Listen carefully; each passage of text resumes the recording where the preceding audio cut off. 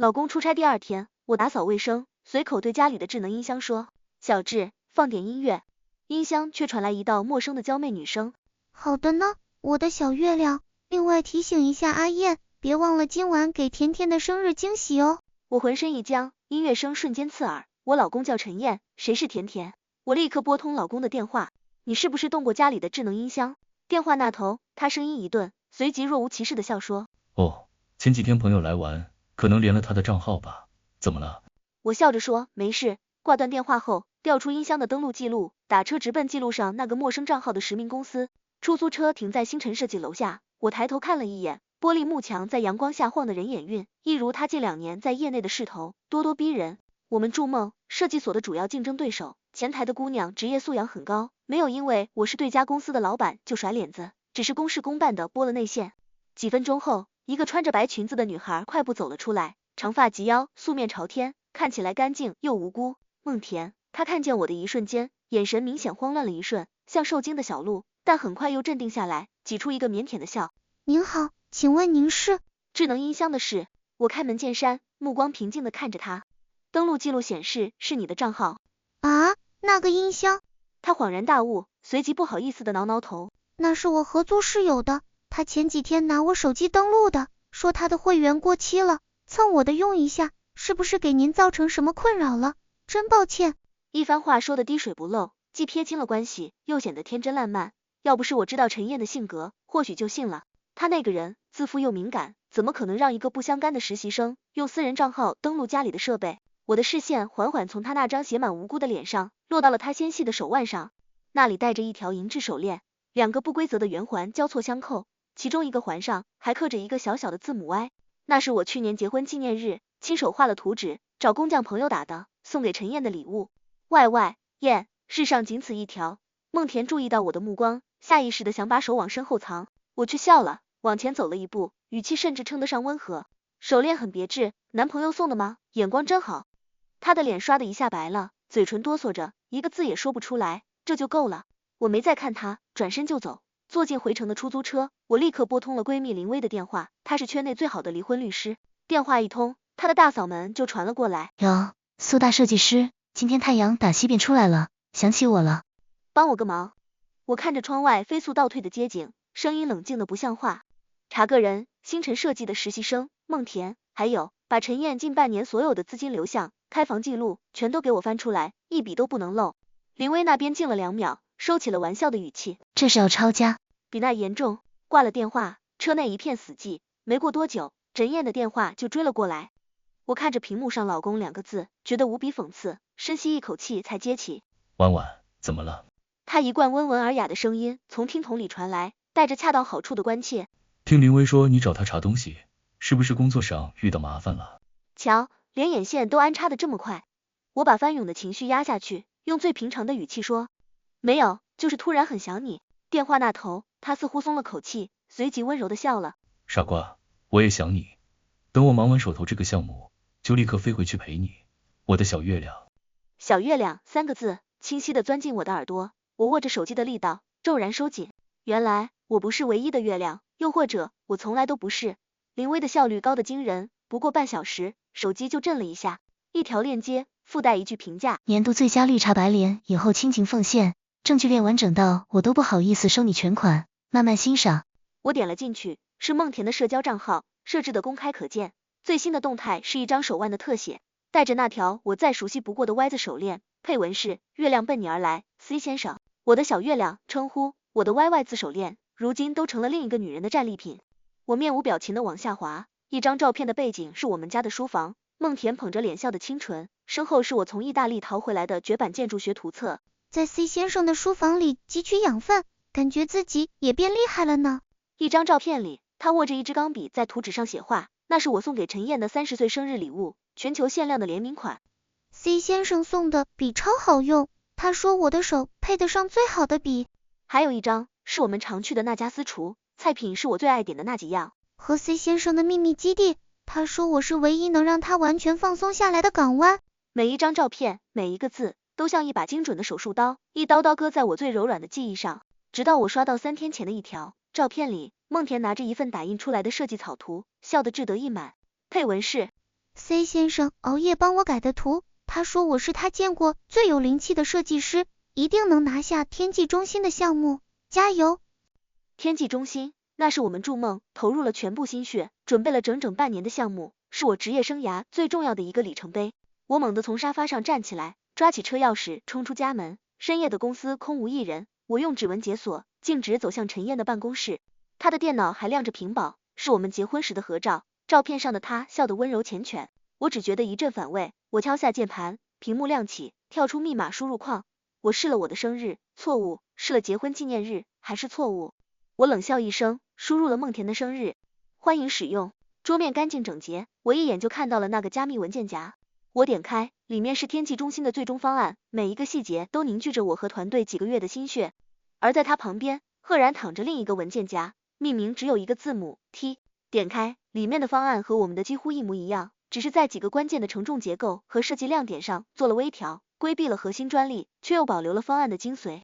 方案的署名处是2个清秀的字，梦田。他不仅出轨，还要偷走我的心血，我们公司的未来，去给他的小情人铺一条青云路。胃里猛地一阵翻江倒海，我死死扶住冰冷的桌面，才没让自己倒下去。原来，嫉妒和背叛真的能让一个男人面目全非到这种地步。天际中心项目竞标会现场，人声鼎沸，我找了个不起眼的角落坐下，看着星辰设计的代表走上台。正是梦田，他今天穿了一身剪裁得体的职业套装，长发挽起，脸上化着精致的妆，一扫之前的清纯无辜，多了几分职场精英的干练。他深吸一口气，开始阐述设计理念。我的设计灵感来源于城市之眼，我们希望它不只是一座冰冷的建筑，而是能与这座城市一同呼吸，见证其发展的生命体。这些话，每一个字，都是我曾经在无数个深夜，泡着咖啡，熬红了眼，一句句说给陈燕听的。我曾以为，那是我们夫妻间最默契的灵魂共鸣，现在才知道，那不过是我一个人的独角戏，而他，是那个最耐心的窃贼。更讽刺的是，陈燕就坐在评委席的特邀嘉宾位上，西装革履，头发梳得一丝不苟，正是我最熟悉的那副精英模样。他听得极其认真，时不时点头，看向梦田的眼神里，是我从未见过的光亮，一种将对方视为珍宝，又急于向全世界展示的炫耀。他完全无视台下角落里的我，仿佛我只是个无关紧要的背景板。手机在掌心震了一下，是林薇发来的消息。需要我带块板砖空降现场吗？我看着屏幕，紧绷的嘴角竟然有了一丝弧度，回了2个字，等着。台上，梦田的演讲进入高潮， PPT 上展示出最终效果图，正是从我电脑里偷走的那份。全场响起一阵低低的惊叹。演讲结束，掌声雷动，主持人走上台，感谢梦田小姐的精彩阐述。下面我们先请特邀评委，也是我们业内非常资深的前辈，筑梦设计所的陈烨先生，对这份方案做几句点评。话筒递到陈烨面前，他清了清嗓子，目光温柔的落在梦田身上，开了口。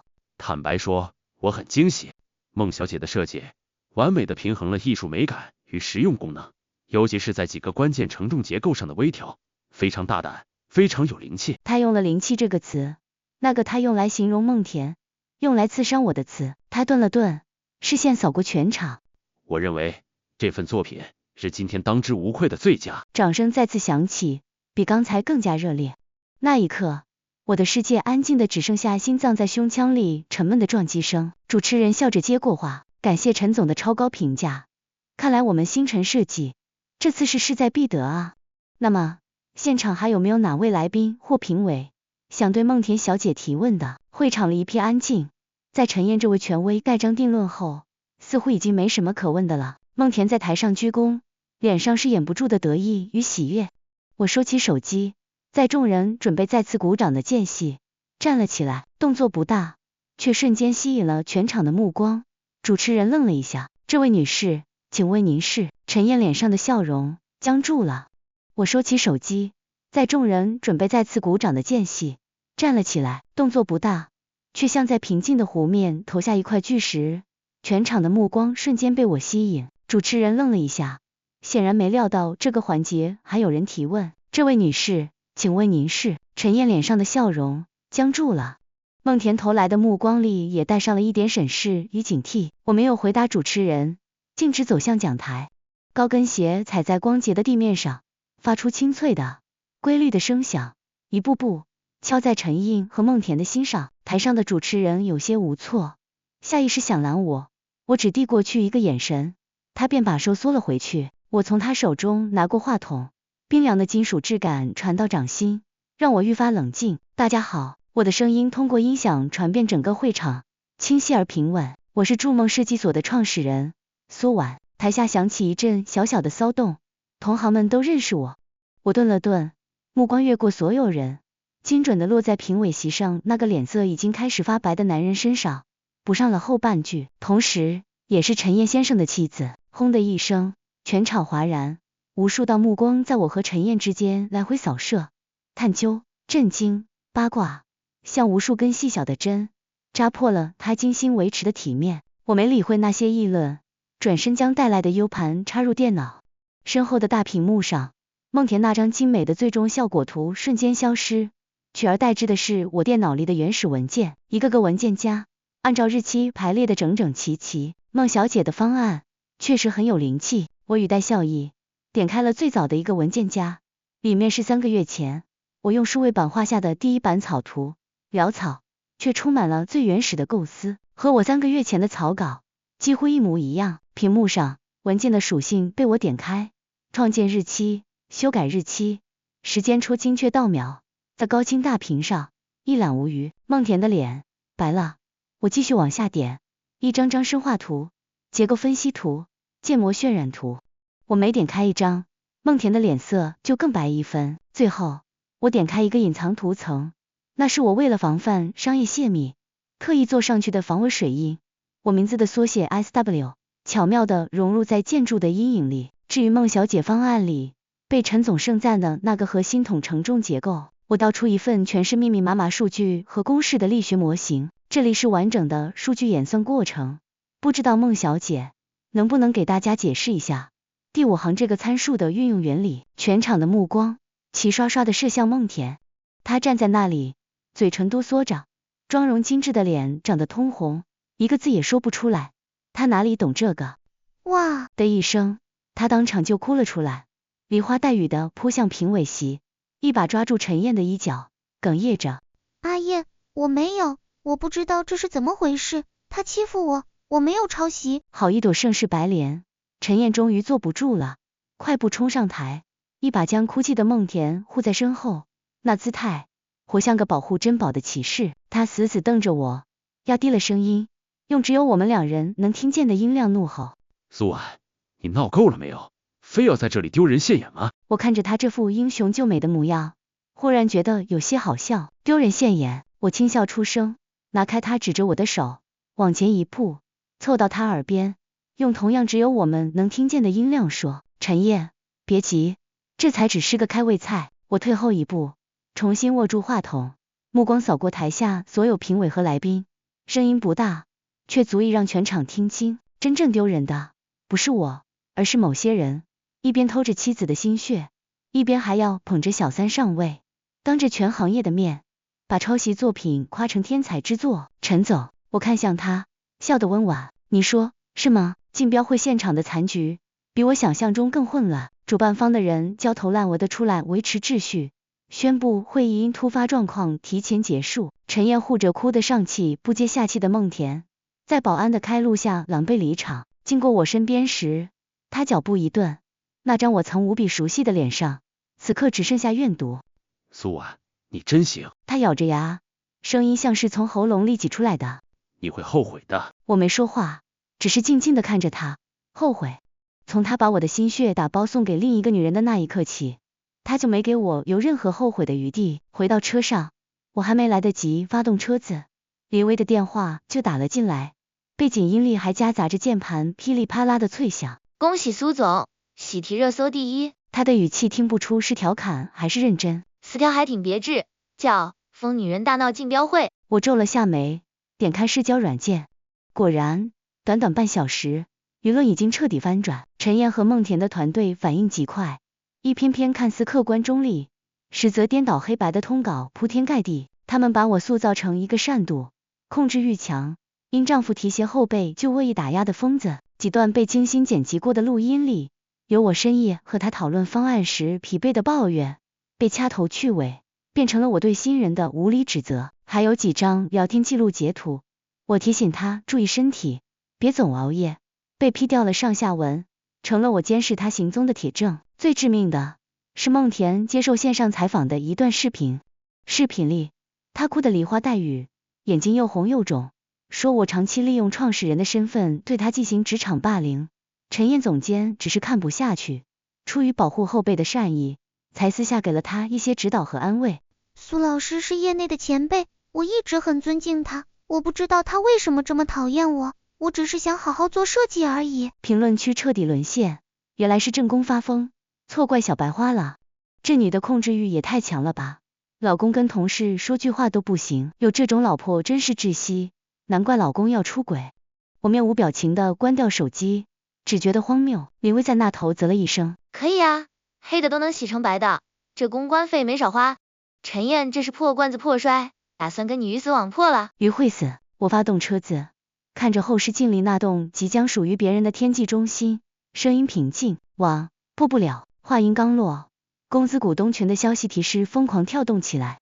我点开，是陈燕发的一长段文字，她先是痛心疾首的承认自己处理方式不当，给大家造成了困扰，然后话锋一转，各位，我和婉婉是夫妻，也是创业伙伴，她的才华我比任何人都清楚，也一直引以为傲，但她近期的情绪确实非常不稳定，偏执且易怒，已经严重影响到了公司的正常决策。今天的事就是一个血淋淋的教训，因为他的冲动，公司不仅失去了天际中心，还得罪了主办方，后续的连锁反应不堪设想。为了保护我们大家共同的心血筑梦，我提议暂时终止苏婉在公司的一切职务，由我全权接手处理后续危机，等他情绪平复后，我们再做商议，望各位股东支持。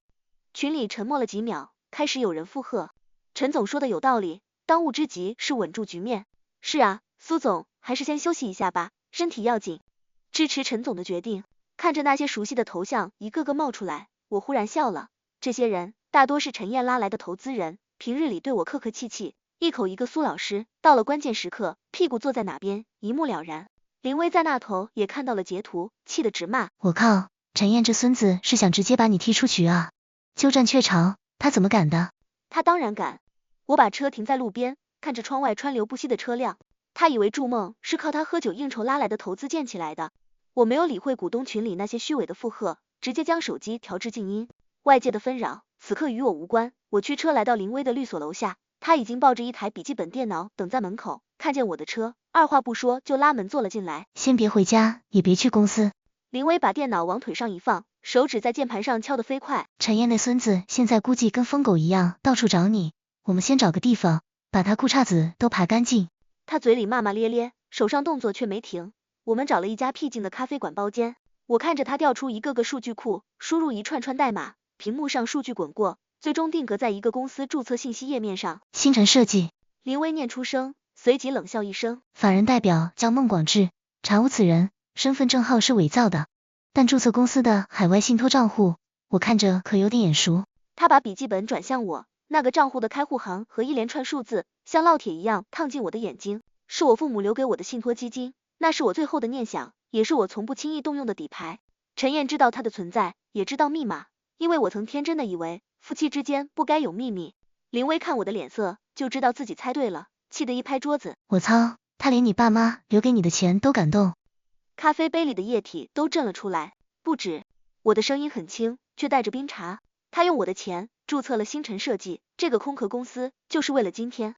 林薇顺着这条线深挖下去，脸色越来越难看，真相远比我想象的更恶毒。星辰设计根本不是什么竞争对手，而是陈燕的私人金库。近半年来，他利用职务之便，通过一个个虚构的合作项目，将筑梦的资金和核心资产蚂蚁搬家一样，一点点转移到了星辰设计的账下。他掏空了我们共同创立的公司，就是为了给他的小情人铺路。他要用天际中心这个本该属于筑梦的项目，让星辰设计一战成名，然后再反手申请我方破产清算。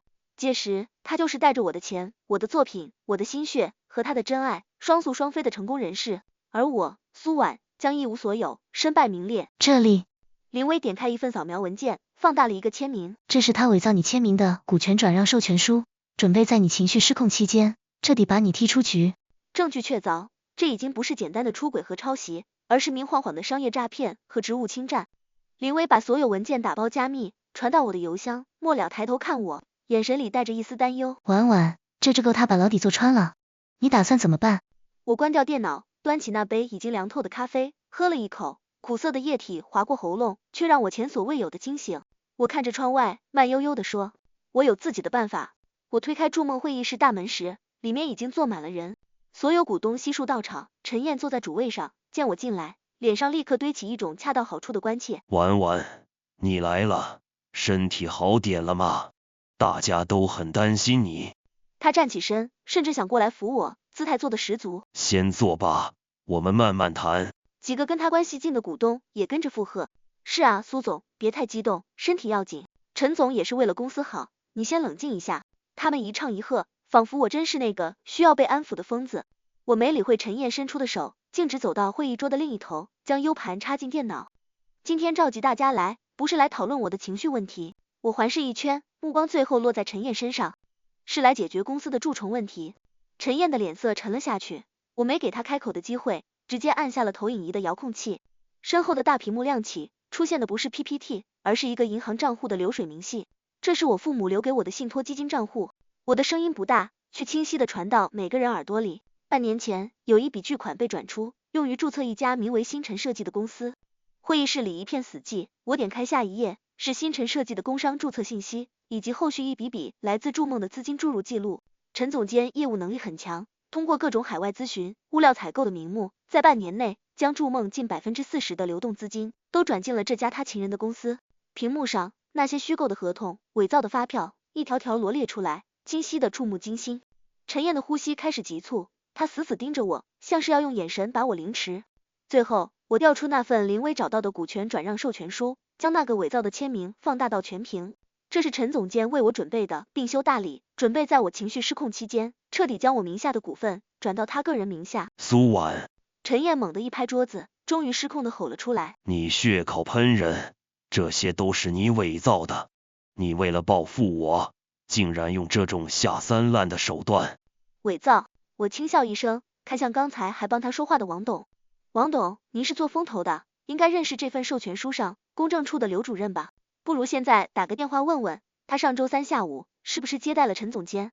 王董的脸色瞬间变得铁青，他拿起手机的手都在抖，其他股东也炸开了锅。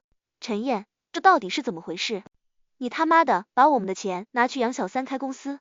报警，必须报警！刚才还兄友弟恭的盟友，此刻看他的眼神，恨不得将他生吞活剥。陈燕彻底慌了，语无伦次的辩解。不是的，不是你们想的那样，是苏婉她逼我的。没人再听他废话，同意将陈燕即刻从筑梦除名，并追究其法律责任的，请举手。我冷冷的开口。哗啦一下，除了陈燕，所有人的手都举了起来。我拔出 U 盘，在陈燕阅读的注视下，转身离开，走出大楼，阳光刺眼。我给林威发了条消息，可以了。半小时后，网络世界彻底引爆，疯女人大闹竞标会的词条被迅速挤下，取而代之的是一个更劲爆的话题。天才设计师被丈夫联合小三窃取作品并掏空公司。我提交给股东会的所有证据被林威打包做成了清晰的长图文，附上了陈燕和孟田的户籍信息，全网扩散。舆论今天逆转，之前骂我疯子的网友开始在评论区排队道歉。我靠，对不起苏老师，我瞎了眼，这男的也太不是东西了，骗钱骗作品还倒打一耙，建议化学阉割。心疼苏老师，这简直是现实版农夫与蛇。警方的动作比我想象的还快，当天下午就成立了专案组。傍晚时分，我正看着窗外的晚霞，手机上弹出了本地新闻推送，标题是知名设计公司星辰设计涉嫌商业诈骗被查封，主要负责人陈某、孟某已被控制。配图上，星辰设计光鲜亮丽的玻璃门上交叉贴着2道刺眼的白色封条，干净利落，墙倒众人推，鼓破万人锤。一无所有的陈燕大概是从拘留所里借了谁的电话，疯狂的打了过来。我接起电话，那头是他撕心裂肺的哭腔，上来就是一声熟悉的婉婉，婉婉，我错了，我真的错了，你再给我一次机会好不好？我就是一时糊涂，都是孟田那个贱人勾引我的，是他给我下了降头，我的脑子不清醒啊。他颠三倒四的忏悔，把所有罪责都推得一干二净，说到最后甚至开始追忆往昔。你忘了我们刚创立筑梦的时候了吗？我们一起熬夜画图，一起吃泡面，你说过那是我们共同的梦想。我听着听筒里那个男人拙劣的表演，只觉得聒噪。说完了吗？我打断他。说完我挂了，国际长途挺贵的。电话那头猛地一噎，随即传来更崩溃的哭嚎。我直接挂断，拉黑。没清静2天，孟田找上了门，不是敲门，是直接跪在了我家单元楼下。正是下班时间，人来人往。他穿着单薄的病号服，头发凌乱，脸色蜡黄，那张曾经引以为傲的清纯脸蛋上挂着2条清晰的泪痕，正对着我家窗户的方向哭得肝肠寸断。苏老师，我错了，求求您原谅我，我再也不敢了，我给您做牛做马，求您高抬贵手，放我一条生路吧。他一边哭嚎，一边砰砰磕头，很快就吸引了一圈看热闹的邻居，对着他指指点点。我冷眼看着这场年度大戏，直到他看见我下楼，像是看见了救星，连滚带爬的扑过来，一把抱住我的小腿。苏老师，他扬起那张涕泗横流的脸，从口袋里抖抖索索的摸出手机。我有证据，都是陈燕逼我的，是他一步步教我怎么偷您的设计，怎么去竞标会演讲，他还说事成之后就跟您离婚，然后娶我。他献宝似的将一段录音举到我面前，里面果然传出陈燕那令人作呕的声音，正循循善诱的教他如何规避专利，如何应对评委的提问。这个给你，苏老师。孟田把手机塞进我手里，眼神里满是乞求。只求您跟法官说，我是被胁迫的，我愿意做污点证人。狗咬狗，一嘴毛。我看着他这副可怜又可恨的样子，收下手机，淡淡开口，我会考虑的，你先回去吧。他如蒙大赦，千恩万谢的爬起来，一瘸一拐的走了，背影里都透着劫后余生的庆幸，仿佛已经抓住了那根救命稻草。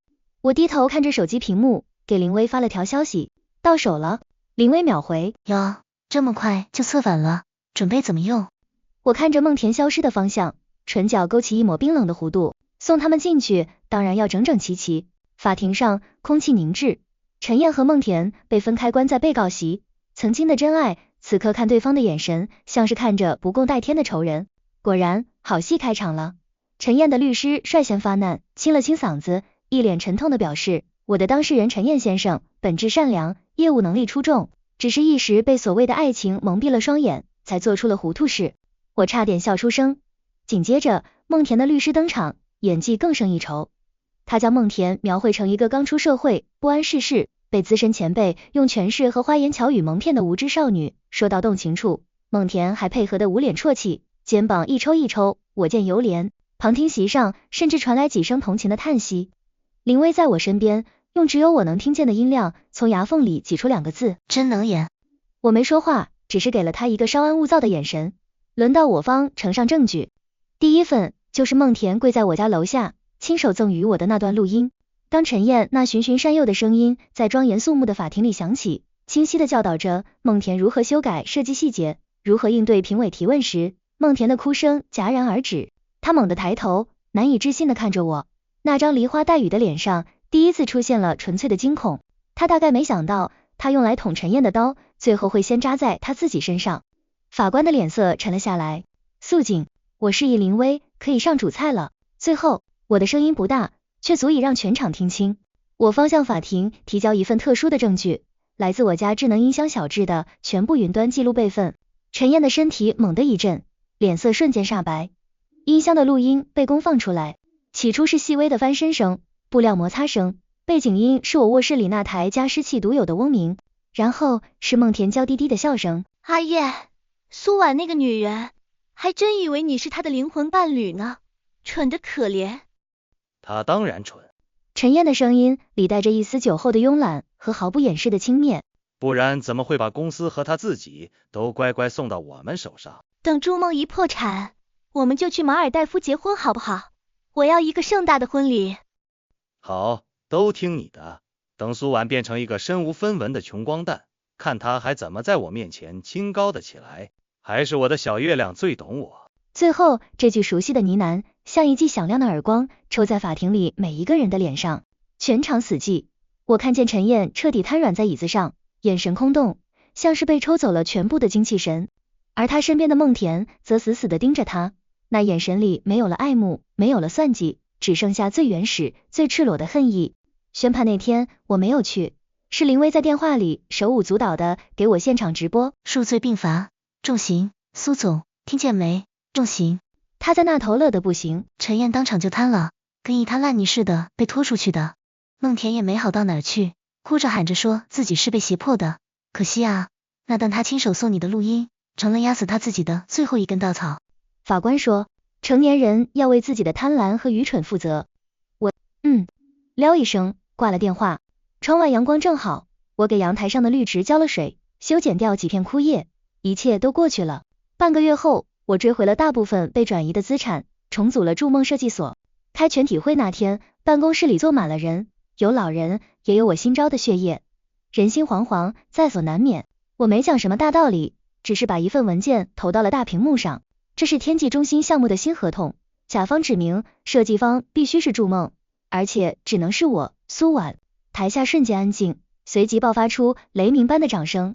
我看着那些熟悉的、激动的脸，笑了笑，继续说，之前的烂事翻篇了，留下的人工资上浮 30%， 年终奖翻倍，想走的人我也不拦着 ，N+2， 现在就可以去财务室结账。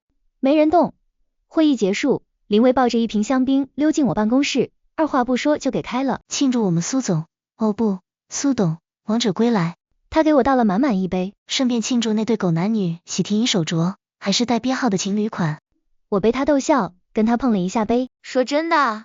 林薇喝了一口，咂咂嘴，你真不打算去看看他？